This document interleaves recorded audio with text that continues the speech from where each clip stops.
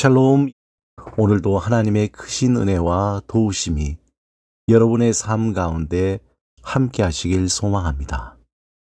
이 시간 시편 말씀을 읽고 묵상하며 하나님 앞에서 침묵으로 기도드리겠습니다. 시편 23편 4절에서 6절. 내가 사망의 음침한 골짜기로 다닐지라도 해를 두려워하지 않을 것은 주께서 나와 함께 하심이라. 주의 지팡이와 막대기가 나를 안위하시나이다. 주께서 내 원수의 목전에서 내게 상을 차려주시고 기름을 내 머리에 부으셨으니 내 잔이 넘치나이다. 내 평생의 선하심과 인자하심이 반드시 나를 따르리니 내가 여호와의 집에 영원히 살리로다.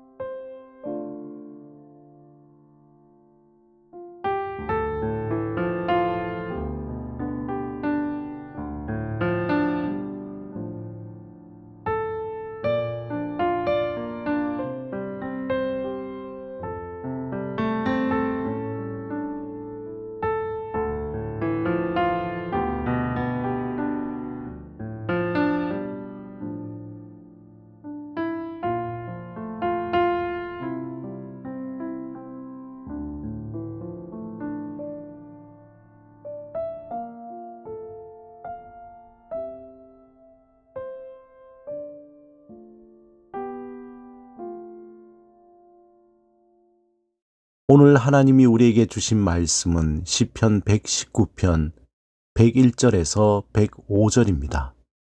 함께 말씀을 읽고 우리에게 들려주시는 하나님의 음성을 듣겠습니다. 내가 주의 말씀을 지키려고 발을 금하여 모든 악한 길로 가지 아니하였사오며 주께서 나를 가르치셨으므로 내가 주의 규례들에서 떠나지 아니하였나이다.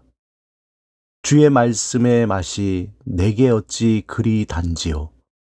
내 입에 꿀보다 더 다니이다. 주의 법도들로 말미암아 내가 명철하게 되었으므로 모든 거짓 행위를 미워하나이다. 주의 말씀은 내 발의 등이요 내 길에 빛이 니이다. 어느 날 잘 보이던 눈이 실명이 된다면 어떻게 될까요? 상상만 해도 끔찍한 일입니다. 이런 상상하기도 싫은 실명이라는 주제로 한 매우 독특한 문학 작품이 있습니다. 포르투갈 출신의 노벨 문학상 수상자인 주제 사라마구가 쓴 장편 소설 눈먼 자들의 도시입니다. 이 소설은 2008년에 개봉하여 선풍적인 인기를 끌었던 동명 영화의 원작이기도 합니다. 소설의 줄거리는 이렇습니다.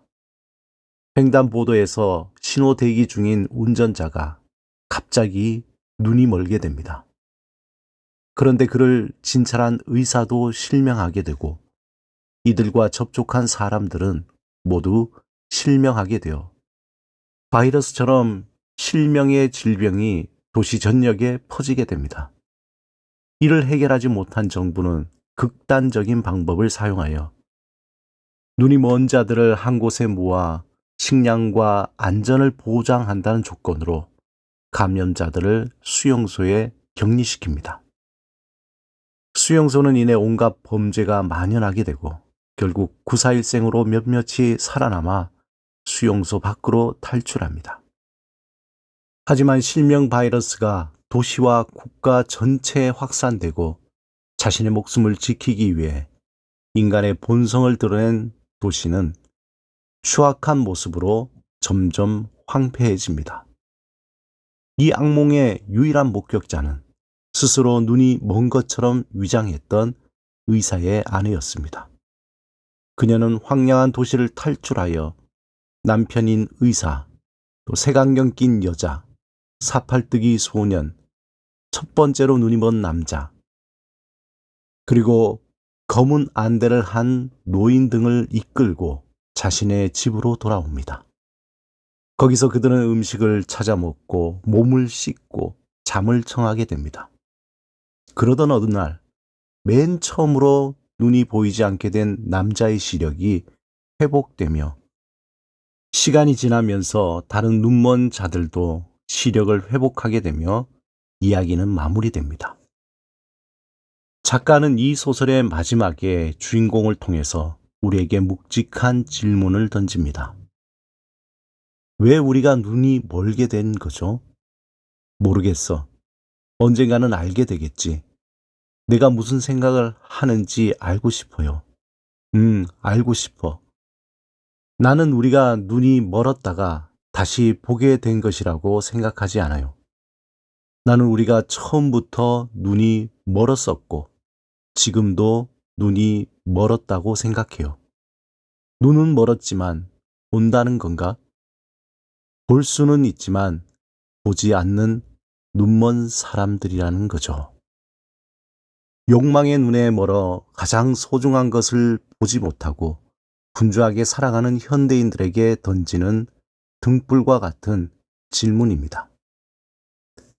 소크라테스의 제자 중에 디오게네스라는 무소유의 철학자가 있었습니다. 그는 대낮에도 등불을 들고 다닌 것으로 유명합니다. 어느 날 누군가 그의 이상한 행동에 대해 물었습니다. 자네는 왜 밝은 낮에 등불을 들고 다니는가? 그러자 그가 대답하기를 사람 같은 사람이 하나도 보이지 않아서 등불을 들면 혹시라도 찾을 수 있을까 해서라네. 이렇게 대답했다고 합니다. 욕망으로 가득 찬 세상에서 참된 진리를 추구하며 찾아 살아가려는 자들을 찾기 어렵다는 말입니다. 오늘 본문 105절의 시인은 주의 말씀은 내 발의 등이요 내 길의 빛이니이다 고백합니다.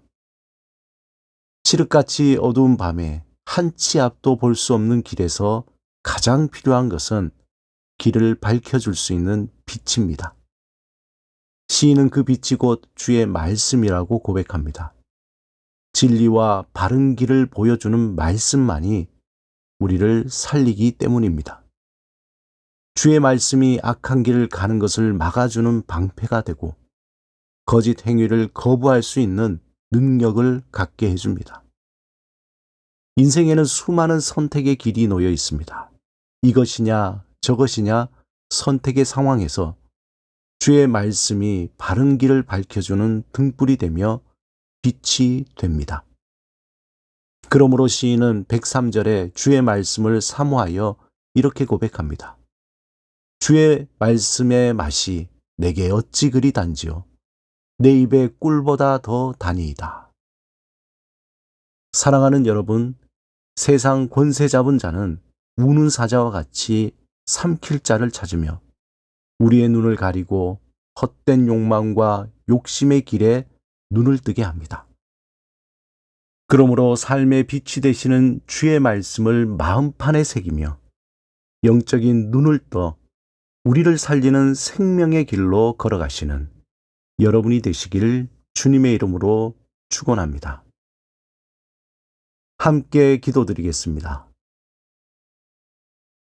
주님, 우리의 눈을 밝혀 생명의 길을 선택하게 하소서. 꿀보다 더 단 주의 말씀을 사모하며 마음에 새기게 하소서. 예수 그리스도 이름으로 기도드립니다. 아멘.